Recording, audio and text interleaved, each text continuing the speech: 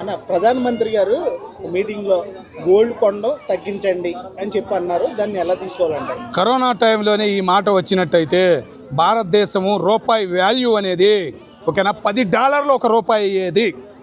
ఈ నిర్ణయం అనేది అప్పుడే కరోనా టైంలో తీసుకున్నట్టయితే పిఎం సార్ చాలా లేట్ అయ్యింది. దగ్గర ఎన్ని సంవత్సరాలు అవుతుంది? 10 సంవత్సరాలు అయిపోయింది. మరి అదే టైంలో తీసుకున్నట్టయితే 4 సంవత్సరాలు 6 సంవత్సరాలు అవుతుంది. ఇదే నిర్ణయం 2020లో తీసుకున్నట్టయితే ఎంత చరిత్ర ఉండేది పిఎం సార్కి. మిస్ చేసుకున్నాడు. ఇప్పటికైనా మార్పు అనేది వచ్చింది. ఓకేనా? అప్పుడు 77కి ఒకటికి ముందు 71లో ఇందిరాగాంధీ సేమ్ ఇదే చెప్పింది. ఖర్చులు తగ్గించుకోండి, బంగారం కొనడం మానేయండి అని చెప్పింది. దగ్గరగా 77 గాలివానకి మన వాళ్ళు నిలబడగలిగారు. ఆమె చెప్పిన మాటల వల్లే ఖర్చులు ఆదరణ అంత తగ్గి ఆ 77 గాలివానకు కూడా నిలబడగలిగారంటే ఆమె అన్న మాట సేమ్ అదే పరిస్థితి. ఇప్పుడు చురుగుతున్న చుట్టూ దేశాలు చైనా బాగా గట్టికి బిగించింది. పాకిస్తాన్ మన మీద ఇంకా ఉంది కోపం తగ్గల.